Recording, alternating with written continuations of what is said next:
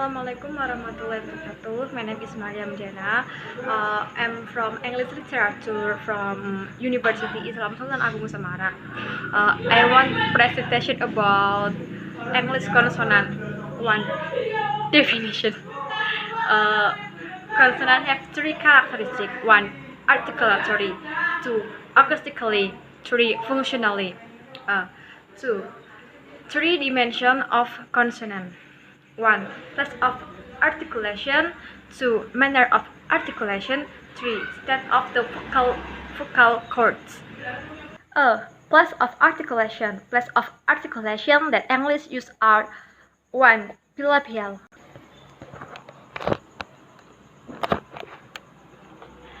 Bilabial. In a bilabial consonant, the lower and upper lip approach or touch each other. English p, p, and p are bilabial stops. 2. Labiodental. In a labiodental consonant, the lower lip approaches or touches the upper teeth. English f, f are bilabial fricatives.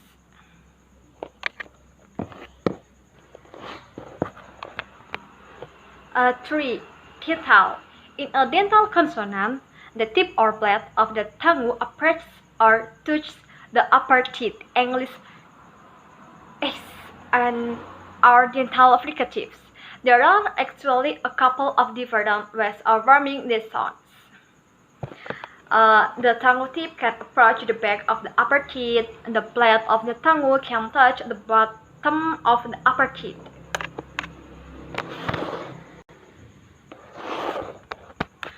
4. Alveolar. In an alveolar consonant, the tongue tip, or less often the tongue blade, approaches or touches the alveolar ridge, the right immediately behind the upper teeth. The English stops t, t, and the are formed by completely blocking the airflow at this place of articulation. 5.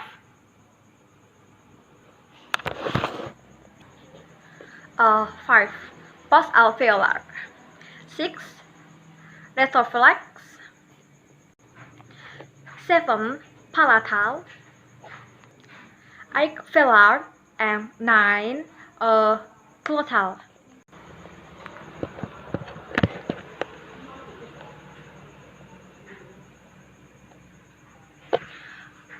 Next mastery. B. Manner of articulation. Manner of articulation specifies how the sounds are produced, how the articulators work to make obstruction on the airflow so that certain sounds are produced. For manner of articulation, English has 1. Stops.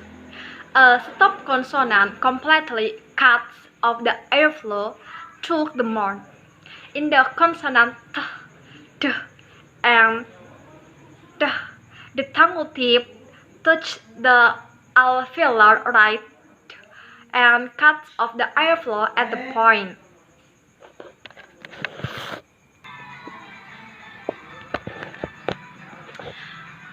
Then 2. Fricatives. In the stop t, the tongue tip touches the alveolar ridge and cuts off the airflow. In sh, the tongue tip approaches the alveolar ridge but does not quite touch it. There is still enough of an opening for airflow to continue, but the opening is narrow enough that this causes the escaping air to become turbulent. Hence, the hissing sound of the sh.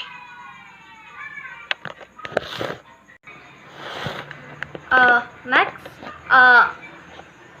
approximants. In an approximant, the articulator involved in the constriction are farther apart still than they are for fricative. The articulator are still closer to each other than when the vocal tract is in its natural position, but they are not even close enough to cause the air passing between them to become turbulent. Next, abricate.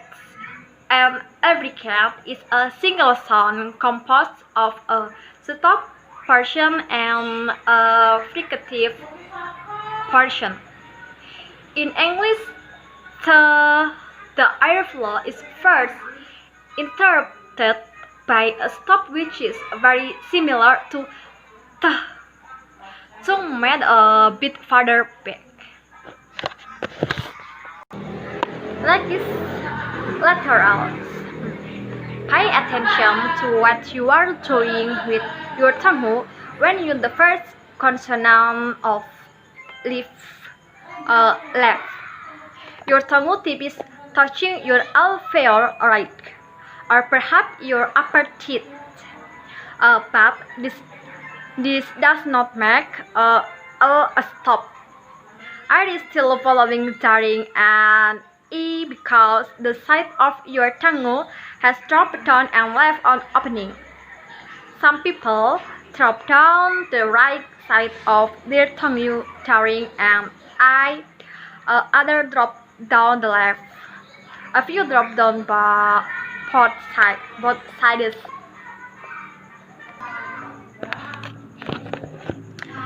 Next materi C about voicing or aktivitas pita suara.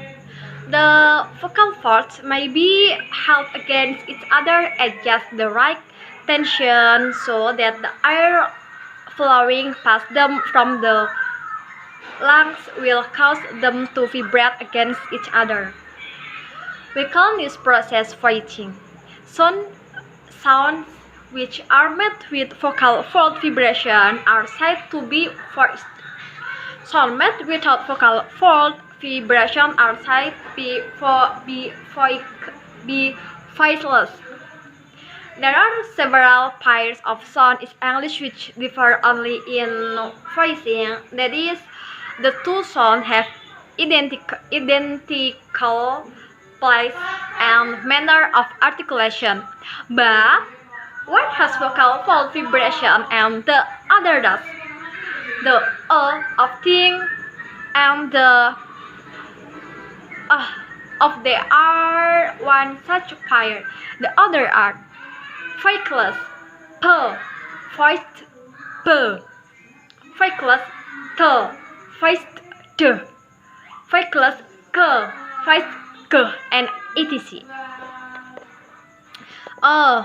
Then the other sound of English do not come in voiced or voiceless pairs. H is voiceless and has no voice counterpart. The other English consonants are all voiced.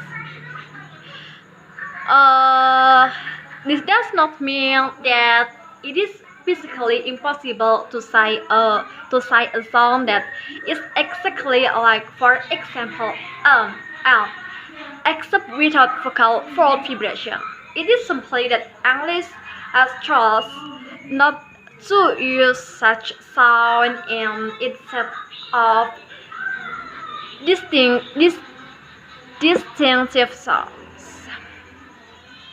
It is possible even in English for one of the sounds to become voiceless under the influence of its neighbor, but this will never change the meaning of the word.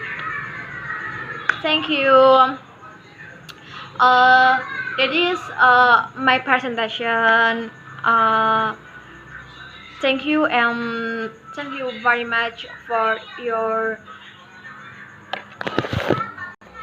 attention. Wassalamualaikum warahmatullahi wabarakatuh.